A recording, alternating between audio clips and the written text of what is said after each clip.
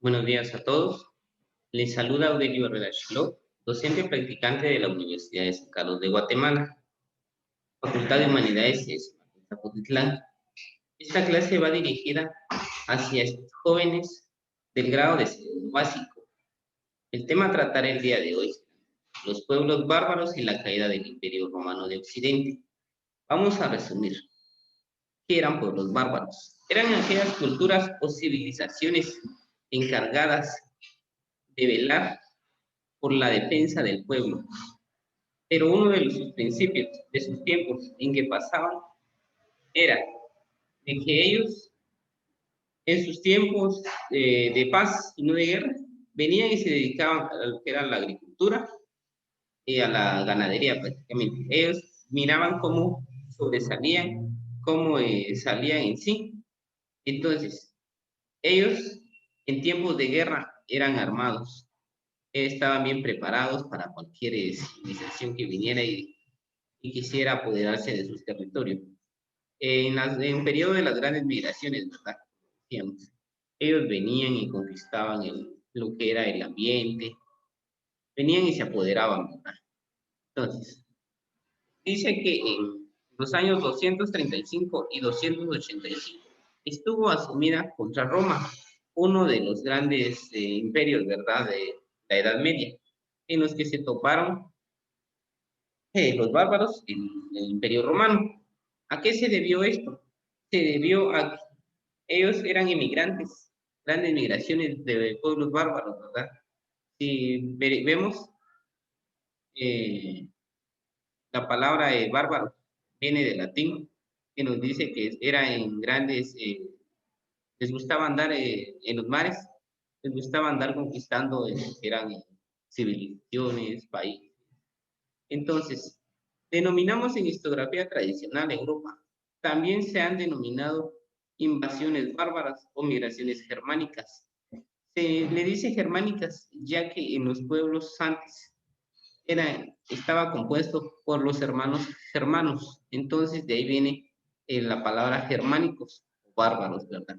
Entonces, ellos eran grandes naufragios, de ahí el nombre de bárbaros, que a ellos les gustaba tener naufragios, eh, venir día con día y superarse a sí mismo.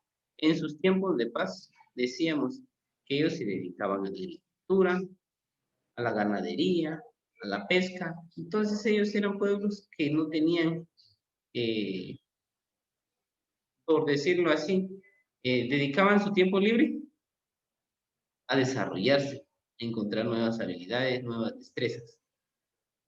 Ya en sus tiempos de guerra, ellos estaban preparados para cualquier cosa, para cualquier situación.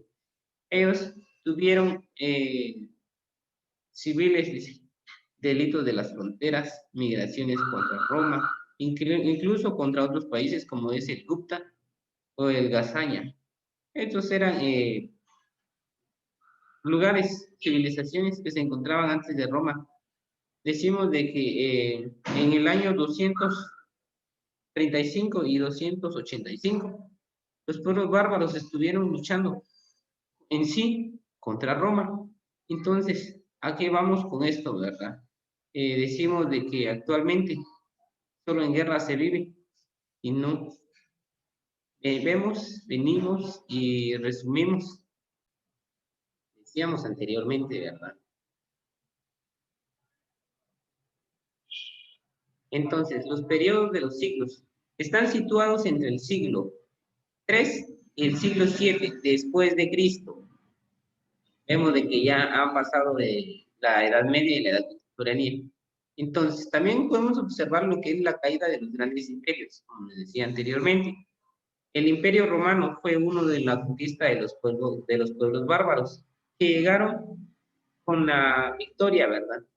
Entonces, de ahí empezaron con el Imperio Sassanida, uno de los grandes pueblos que seguía a continuación del Imperio Romano.